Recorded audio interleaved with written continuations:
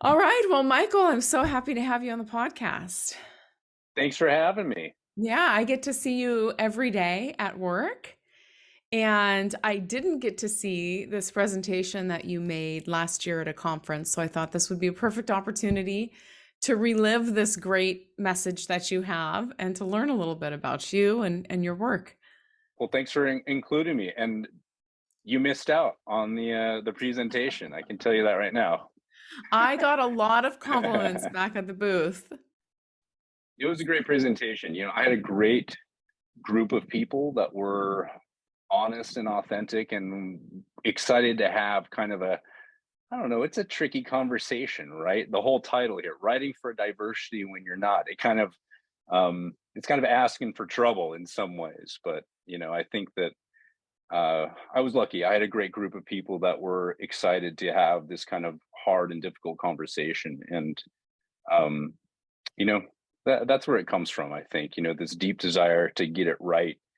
Um, Talking about DEI can be tricky, right? Because it matters to us. It's not just a buzzword. It's something that we believe in, and something that we know is important to creating the kind of world that we want to live in. And I think the irony is that the danger of saying the wrong thing increases exponentially if we don't talk about it. So hopefully today we can talk about it and create a forum for people to, or at least you can listen to me get it wrong in the hopes that other people can get it right as a result. So Well, thanks for having me. yeah, there's a lot of vulnerability, I think, when we have to talk about things that we're not comfortable or we haven't been taught how to talk about. And there's so much, I think, fluidity around the right way to talk about diversity. It just changes so often. So, yeah, you're right. Sometimes it's easier just not to do anything, just not Yeah, say it anything is. so you're not wrong. But that's exactly the wrong thing to do, right? Exactly. Especially when it comes to this kind of tricky stuff. So happy to Well, be here. before we dive into our conversation, for the listeners out there, Michael is our strategic director. So he is in charge of a lot of our strategy work and writing for our clients, coming up with taglines and brands and conducting research. And like everyone on the team, you actually do a little bit of everything, right? So we're all Jack and Jills of all trade. But beyond that, you're also a published author yourself. So tell us a little bit about you as Michael the author.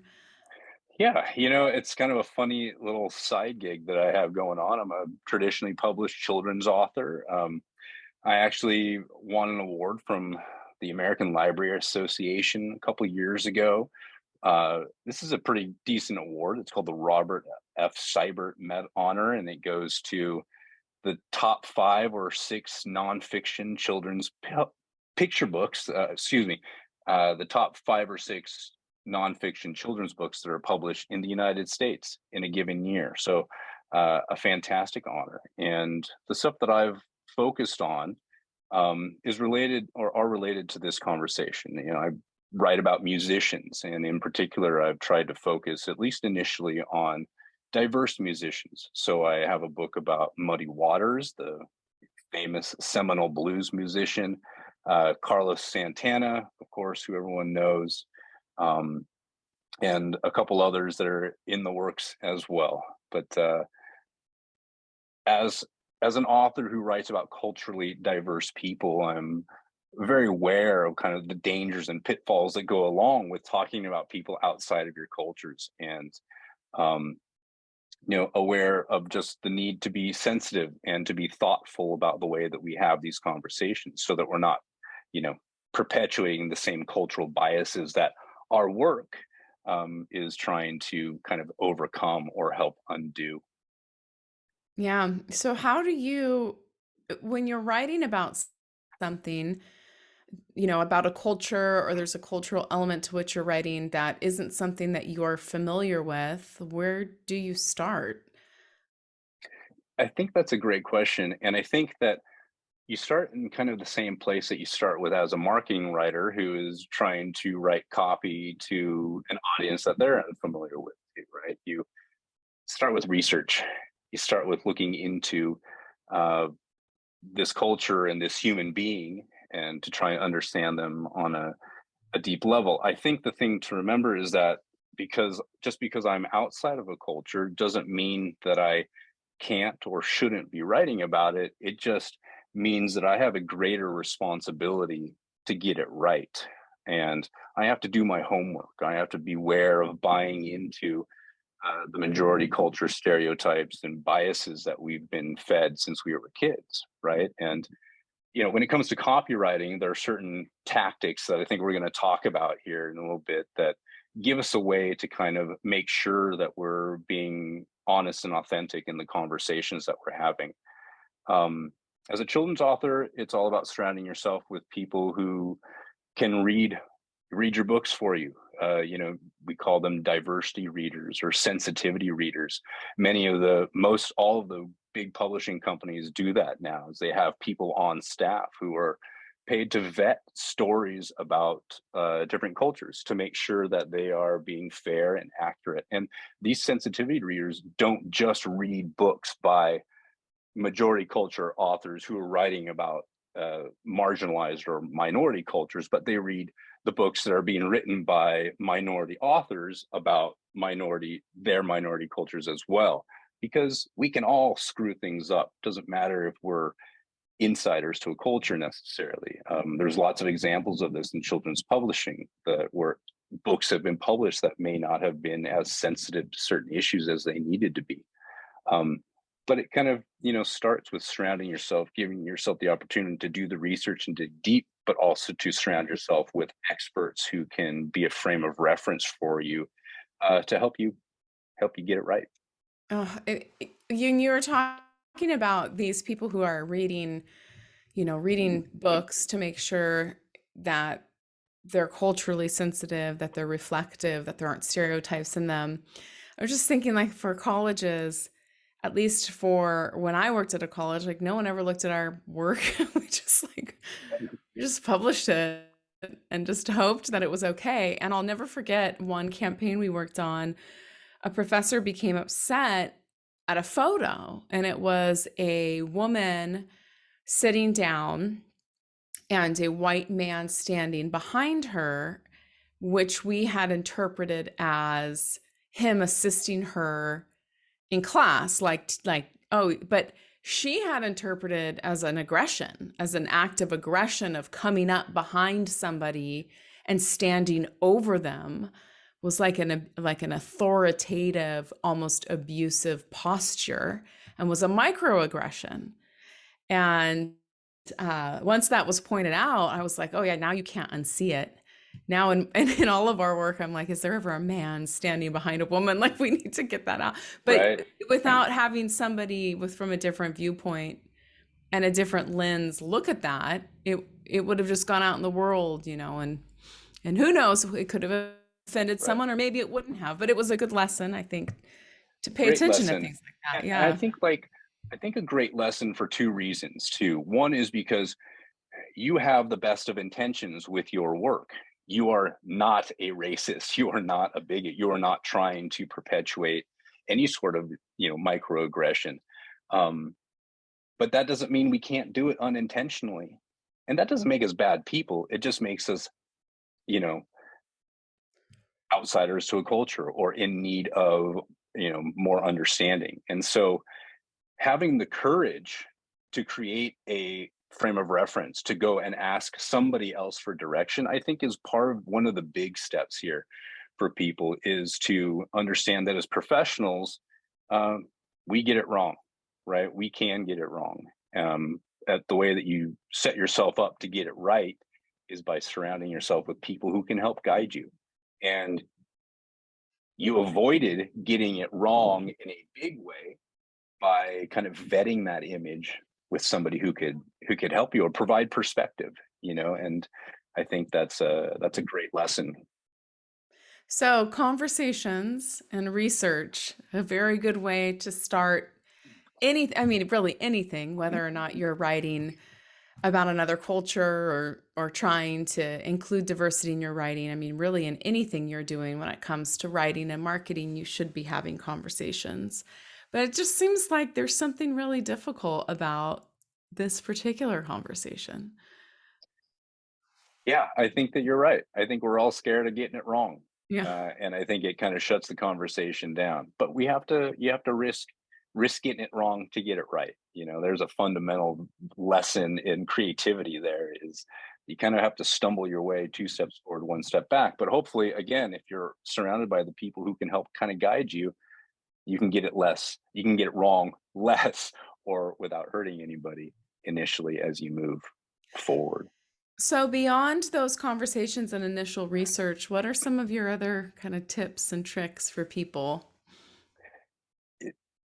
I think that well, okay, so let me position myself first. So, Dr. Michael Mahin, PhD in English and American literature. I actually studied literary theory. So like, my specialization was post-colonialism, African American criticism, feminist criticism, Marxist theory, all these interesting perspectives on how to read and understand culture. So I come from a background of studying this stuff, um, but not necessarily living it. So I am the son of a Chinese, courageous Taiwanese, actually from Taiwan, Taiwanese immigrant who came to the United States in the early 70s, and a American mutt, European mutt of a father who's Irish and Scottish and all those good things. And um, do not look necessarily Asian American. So I have kind of an interesting background that um, kind of brings these two cultures together, but not in a way that's necessarily reflected in my appearance. And so because of that, I'm very kind of American and white looking, and or like I'm kind of a brown mutt of some sort. You don't really figure it out when you first look at me. But because of that, my I've never experienced overt racism, and so I'm very fortunate in that regard. My upbringing bringing is very middle class, very suburban, um, but that doesn't mean I can't write about these cultures, right? Or that may mean that my background is very different from the cultures that I write about, and that just means that I need to think, like we said earlier, more deeply about the subjects when I am trying to write about them. Um, I think one great way, perhaps the biggest thing that we can be doing, is to be diversifying the people we work with. And I say this not because we're checking boxes and we need to have a certain amount of Hispanic or African American or Asian American people on our team, but because cultural insight, we need to start understanding it as an expertise in and of itself, in the same way that you look for somebody who has an expertise in graphic design and an expertise in Adobe Photoshop. People who bring cultural perspective bring expertise. Just the same way that somebody who speaks Spanish is an asset to your team if you're working with largely Hispanic populations, so is somebody who has a background in the culture that you're looking for. So anytime that you can diversify in a way that improves the level of your team's ability to be experts in many things, I think is a fantastic way to kind of you know move yourself forward. When I know that hiring people is difficult and not always an option. Interns and student workers are a great way to connect to the very audiences that you're trying to reach, both age wise and demographic or culturally, demographic wise or culturally. And another way I think is to invite staff members who share experiences that are relevant to the audience that you're trying to reach. So maybe there's an African American counselor or a Puente advisor who grew up around your college. What a fantastic asset they would be to a team that's trying to put together materials targeting first generation students or local African American kids. Um, they all bring expertise. They don't just bring the color of their skin. I think that's like a critical distinction. They bring expertise by knowing the culture, and that knowledge is critical to your ability to be not just successful but super successful, right? And to talk authentically to these audiences. I had a great experience for a campaign that we did for Irvine Valley College. It was a Latinx/Hispanic campaign. They wanted to target Hispanic students in the area. And as I explained, I'm not Latinx. So the big question for me was how to craft a campaign that would speak to this audience in a way that was unbiased, authentic, and likable. And last thing I wanted to do was to misrepresent or at worst insult the audience I was trying to reach. So we were fortunate enough to have IBC's outreach manager, Frank Rivera, who is Hispanic, as one of our project leads. So not only did Frank give us insight into language, but he was kind of a critical sounding board for ideas in general. And he gave us kind of the confidence and the courage to take the campaign in a really cool direction, which was to use Spanglish as a way to speak authentically to this audience. So for those of you that don't know, should I start over? No, keep going. You keep going. We'll cut this part out, but You got to cut this out. You can't come in here again. Okay, so we love our kids. don't we? Let me see where's a good place to pick up. So for the IBC project, we had IBC's outreach manager, Frank Rivera, who is Hispanic, as one of the project leads. And not only did Frank give us great insight into the language, but he was a critical sounding board for ideas and helped us craft a campaign that ultimately mixed English and Spanish into this wonderful pot, stew pot called Spanglish here in Southern California. And gave us like the perfect way to speak authentically to this audience that we wanted to reach. And we would not have been able to do that without Frank's insight and guidance. So that was a critical opportunity, I think, and a great lesson for me to learn just about how to incorporate and use people that are around us, again, to kind of improve our own expertise. And I think also for that campaign, so that particular campaign that we worked on, the goal was to increase awareness of the college among the Hispanic population in Irvine. So we had a goal of raising awareness and then ultimately applications and enrollments. But the goal was we want to increase awareness for this particular population. And you did have someone on campus that you worked really closely with. But I remember when we first even started working on the project, we were reading about marketing to the Southern California Hispanic population. And I remember coming across research that showed that most Hispanic teenagers consume media in English and Spanish. And that we have always had this, at least in Southern California, hesitation to market in Spanish because credit classes are taught in English. Or we will only market in Spanish to parents and influencers and not to the actual potential students themselves.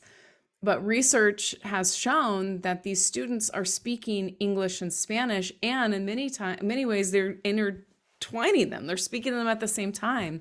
Right. So that particular campaign was based off, market research presented to the college, like this is the direction we want to go based on actual consumption of the population, media consumption of the population, and then having someone at the college that could then anecdotally validate that and say, yeah, this is a great approach, and then assist with the language itself made it an amazing campaign. That's right.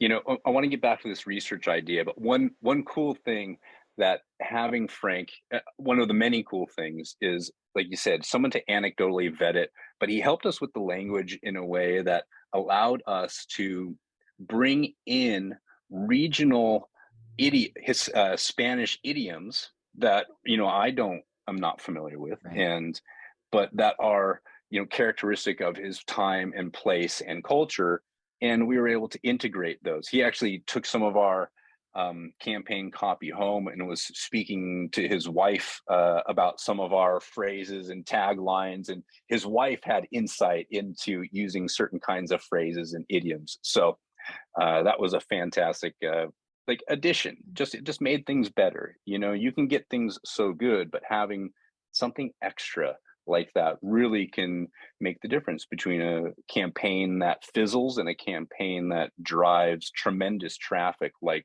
the Latinx campaign did for IVC. Research, to get back to that particular idea, is critical. And like you mentioned there a second ago, you were reading reports, and that's a fantastic place to start, right? Doing your baseline research, because there's a lot of demographic research being done into specifically Hispanic audiences, but audiences of all cultural types. And those are fantastic ways to broaden your understanding of the needs, of the desires, of the obstacles, all those kind of core things that go into helping you understand who an audience is. And then if you get all the good stuff, you can start building personas, right? You like personas, don't you?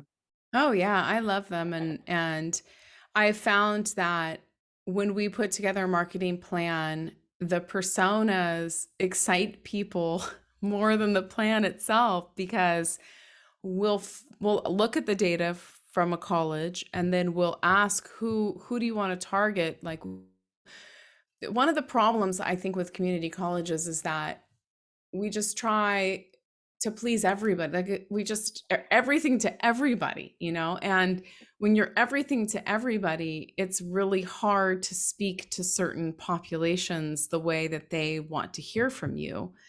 So creating the personas lets you really hone in on, we have a goal of better serving our disproportionately impacted populations. And, maybe those populations in one area are African American, Latinx, and Desi American students.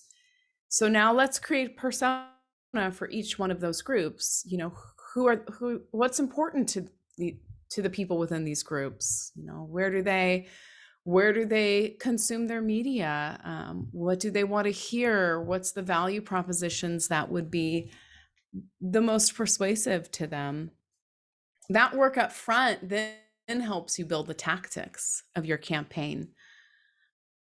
Yeah, and I always think of personas are basically like character studies for marketers. So coming from a fictional background, this is something that writers do all the time is they do character studies. They try to understand what a particular character is. And this starts with like filling out, well, where do they shop? What kind of car do they drive? Are they married, or do they have children, or are they single, or how old are they? All these things are uh, good details to help us understand, and to really build a picture, right? Personas help us bridge kind of the gap between real data and real people, and help us kind of construct who's our ideal audience. And so I mentioned focus groups, right? I guess I want to emphasize holding focus groups with your target audiences is as easy as offering up free pizza for dinner and inviting students to come in and to use them. You have a built-in audience, right?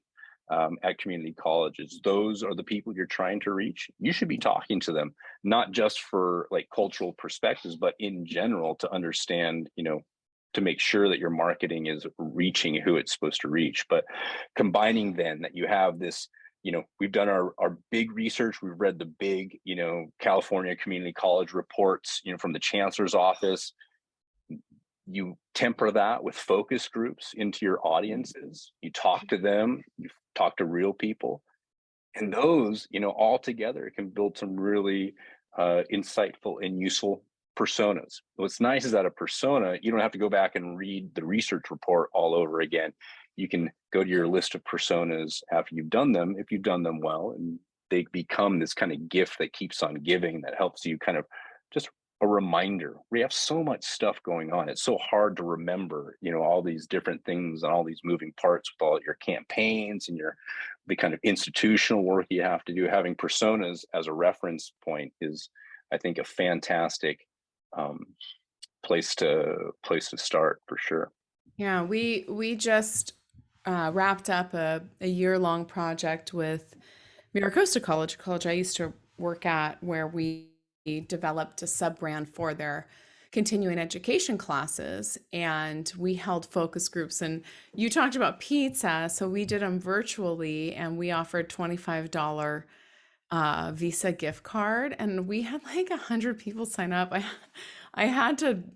You can't have a focus group with 100 people, so we got it down to 15, and it was the most insightful focus group because we're trying to market these free non-credit ESL classes, and what I found in this focus group that just fascinated me. So we had students from all over the world, from South America, from Mexico, from Asia. And the students from South America said, we don't go to college. Like in our country, you don't go to college unless you're rich. Like it's not, you don't even think about going to college. So we didn't even have any idea that A, we can go to college in the United States, but that B, that college classes were free and available to us. So it made me take a step back as a marketer, where it's like, your ad can't just say like, come to college. Like that's not even in their like realm of possibilities. It's nothing that they've even considered before. So the marketing had to take a step back and say, we offer free classes so you can learn English. It doesn't matter what your education level is. It doesn't matter about your citizenship. This is part of what we do as a college for our community. And so they've just launched, this campaign, and it's doing really great. But I would have never had that like epiphany, like, wow, we're like a step ahead of these students. Like without that conversation, we would have never been able to take a step back and look at things with a different lens. Right. And I think such an overlooked resource, Mhm. and maybe it's right there for you. It's an opportunity. It takes time, but it's easy to do, and But there's that word, Michael. It takes time. it takes It time. You're takes right. time. And It how many does. clients, it's like July 15th and classes start August 23rd, and we got to do an ad campaign, and there's no Right time now. to talk to anybody. Yep. So, yeah, that should be the big takeaway. Writing for diversity when you're not, it takes time. It takes time. Yeah. It's an investment. I Yeah. think. I always think it's the Yeah. same way, I would sell education to somebody, man. You got to invest in it. You got to, if you want the reward, yeah, it does take time. Yeah, it does take hard work. Um, but this is hard work that makes us better, not just as Exactly. marketers, but as human beings. So worth it. Definitely worth it. So you've given some tips, building personas, involving real people, having discussions. I know you're also a really big proponent of doing diversity audits. You talk a little bit about what that is and what it means. Yeah. I think this is a fantastic first step for people that are starting to have this conversation on their campuses, who want to be more sensitive and more aware. And a diversity audit is just simply looking at what your collateral is and asking yourself, is this diverse or not?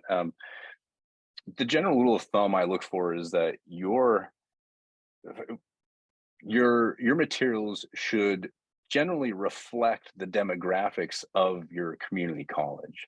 So if you've got 50%, Hispanic students, 50% of your images should should reflect that audience.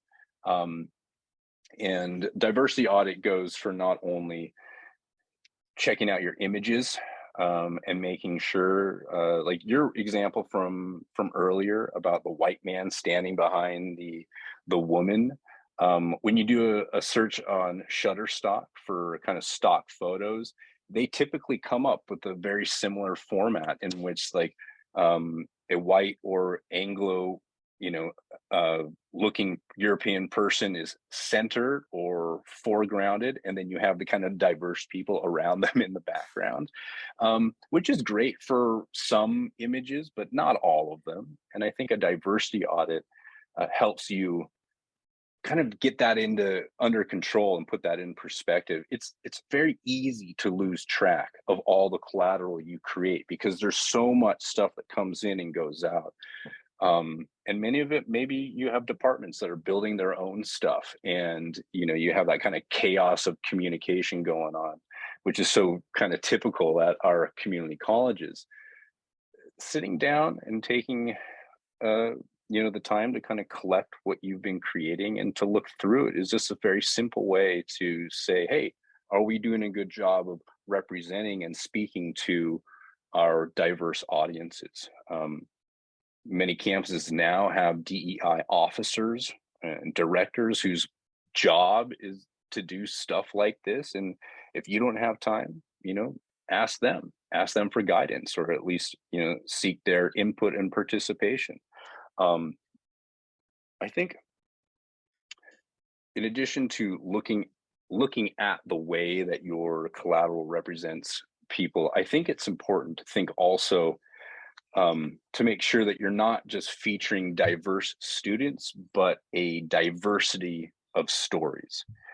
And what I mean by this is that the danger of stereotypes is that they reduce entire cultures to single iterations. So when telling diverse stories, make sure you're telling a diversity of stories, which is to say that not all Hispanic students come from low income backgrounds, and not all white kids are middle class. So, in addition to telling the fantastic story of a low income student, Hispanic student rising through the ranks and graduating at the top of their class, which happens all the time, those are stories that you need to be telling, but also tell the story of the middle class Hispanic kid who thought he wanted to was on track to go to UCLA and chose instead to start at, their local community college and is now going to Harvard or something like that, right? Um, I think that that gives us a way to avoid falling into just telling one type of story, which is again where stereotypes and the danger of those stereotypes kind of rear their ugly heads. So diversity audit and a diversity of stories, I think, are good and easy places to start. Yeah, I think storytelling that's another thing that takes so much time, but is so important because, especially for marketing, is people want to see themselves at your school. And that's the best way for them to do it, is to see others that share commonalities with them, whether that be their background or the high school they went to or what their educational goals are. And I always liked one of your clients too that we work with a lot, Santa Ana College Foundation. I've always liked her advice of telling diverse stories is to try to focus on where the person is going Mm, rather than where they are from, so that you don't boil their experience down to these stereotypes of, being born on the wrong side of the tracks, or, but instead setting them up as a person with goals and hopes and dreams, and starting your stories there. I always thought that was great advice. I think that's great advice because it speaks to kind of the universal. How do we make stories universal, right? And it's by making them specific on one hand, but we all of your students share the same types of aspirations, even though the aspiration may not be to go to Harvard. That aspiration is what we connect to, right? It's not necessarily the end goal. It's just the thing, the wanting, the desire for more. And those are wonderful stories. And those are community college stories. Oh my gosh, I tell so many of these kinds of stories, and they're always inspirational. Um, they're yeah, they need to be told. They need to be told for sure. Well, diversity audits are wonderful things that marketing departments, I think, can take the lead on. And I know that our clients are always looking for ways to showcase the talents and skills of their departments. And I think this would be a great way to do that, is to look across the campus to see how is your communication going, how is it being perceived, and not just from what the marketing department's putting out, but from what's being put out across campus. Your catalogs, your images, your language choice on websites, that's all important to your overall image. And so this would be a great place, I think, for you to dive in and people to get their kind of hands dirty and getting in these discussions going. Yeah, absolutely. You did something like this, didn't you, at Cerritos? Yeah, so interesting talk about vulnerability. So we were asked to help market to their disproportionately impacted three groups that they had identified within their community, and also to help them better explain their own DEI initiatives. And I felt very vulnerable and almost like imposter syndrome because, like, I'm not a diversity expert. So I had to do a lot of self reflection.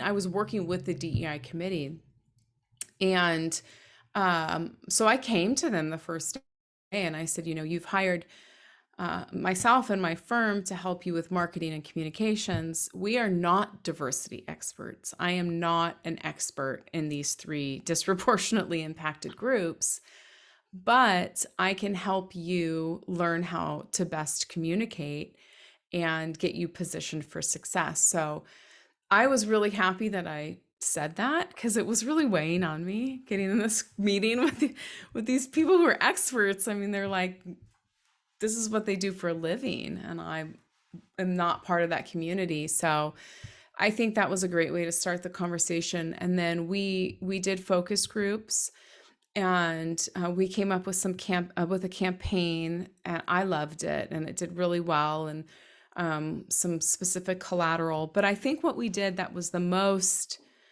satisfying for me in the college was they had all these pages talking about what they were doing in terms of DEI efforts. So HR had created a page, payroll had created a page, student services had stuff all over the place, marketing had some campaigns. So it was all fragmented. It was like these little pieces. Everybody was just doing these little pieces. Clearly, the institution had a commitment to telling diverse stories, to creating safe spaces, but it wasn't able to talk about it in a unit. It was like they were trying to create unity, but they were not unified at all. And so our work was to come in and to create a central place where they could talk about their diversity efforts. They could showcase the equity efforts that they had been doing. We could have a place where people could feel included. So we centralized all of this material onto one page, and we wrote it in a way that students could understand. So it then became a place that even students were invited to come. So they could take the look at all this HR stuff and understand why it was important. So that was a really great project, and it began with an audit. It was like when I came back and I'm like, okay, you've got like 60 random pages. Here's like reports and charts and pages, and everybody was like floored. They had no idea that all this was going on behind the scenes. So that was a great place to start. And what was you guys had a great hashtag campaign Oh, it was for that. What was it? one campus for all. Oh yeah, And that's the great. beautiful thing about this hashtag was they were already using it. Oh, They were there we already, go. and it was like on their, I think it was on one slider on the homepage. It was like, we are one campus for all. And I was like, that's your message right there. You're Yeah. trying to talk about unity. Like, you're already using this. Like, we don't need to go out and reinvent the wheel. And it was great. And for our materials, we would develop like a shell, we developed brochures that we mailed out to the community. And we had the same content in each one, but they were targeted to each group a little bit differently. So for African American students, when we had the panel on support services, we'd include academic counseling, and the type of things that every student would like. But then we also included the different types of clubs that you could join. There's Emoja, there's the Historically Black College Association that they had an affiliation with. So then there were examples of things that were culturally relevant to each group, in addition to all of the other great things that were available. And I think that was a really good approach to the material. It really did a good job accomplishing what it was set out to accomplish. So Yeah, fun that's kind of the project. holy yeah, fantastic Yeah. project. And it gets back to kind of that holy grail of marketing, which is this persona. It's like the more that you understand your audience, the better you can reach them. Yeah. And so this, from a purely practical marketing, standpoint, the difficulty when it comes to DEI and marketing is that marketing is necessarily reductive. We have to reduce things to like generalizations, right? But we have to be careful, of course, how we come to those generalizations. But the path that you took in that particular project, which started with research and digging deep and talking to people, I think really speaks to kind of the central kind of what we're trying to accomplish here, and because ultimately, if you can better understand your audience, you can better speak to their needs and their challenges, right? And our goal is to help them overcome those challenges. So if you know those challenges, then you can speak to those messages that help actually get to that core mission that we have, which was to get more students into college, right? Before we wrap up, one of the cool takeaways from that project too was in one of the focus groups, a student had mentioned that she had wished. We always like to ask the question, what do you wish you would have known before you became a student? And this always gives us really good insights on things that marketing can maybe touch on that students wish that somebody had told them. And one student said, "Well, I wish that somebody had told me that I could get free mental health support on campus." And so Mm. this, by the way, this was done in early 2021. So we're still like in the throes of the pandemic. I mean, everything was Zoom. And so students were struggling with mental health, like many people were. And so the focus group actually became this like discussion around students sharing all these services that they had been using. I mean, from mental health and counseling to the food pantry to all these things that they're like, God, if we had known that we could have had access to this, maybe we would have become a student sooner. And that was really valuable because marketing, we always want to do this like shiny, big, like dog and pony show, like, oh, you're going to transfer, you're going to transfer. Well, some of these students are like hungry or they have Yeah. like they have mental health problems or issues that they're struggling with. And so some of those messages need to be like, we're here for you. We're going to help support you in these ways that you haven't even thought of yet. Right. So yeah. No. And it all came from talking. It's a good place to start. Good place to start. Well, Michael, I was going to ask you where else you're speaking this year, but I know the answer. Nowhere. Here. Because Not Michael's yet. been too Not yet. busy. Not yet. Not yet. Not yet, but you will be at NCMPR District 6, I know, in October. And anybody interested in speaking with you about this or even bouncing ideas off of you, I'm sure you'd be open to that. Oh yeah, I love that. I'm always open to spitball marketing, no matter what it is. It's fun. It's fun. So yeah, please reach out. Come say hi. And if anybody's interested in your books, do you have an author website?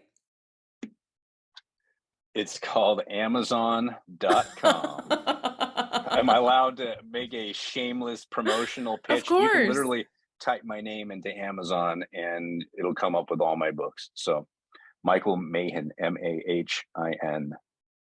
You can see it. I'm world famous. Or I do have an autographed copy of one of the books. I gave them out at the last talk. I gave some out at the diversity at the my NCMPR talk. It was Okay. fun. All There's some more right. out there. There's some more out there. So good. Well, maybe if somebody contacts you after this podcast, you can autograph one and send it along. Always happy to sign my own books. That never gets old. There's a good lesson. All right, Michael. Well, thank you so much. It's always a pleasure to talk to you about this. Thank you so much for having me. Pleasure to be here.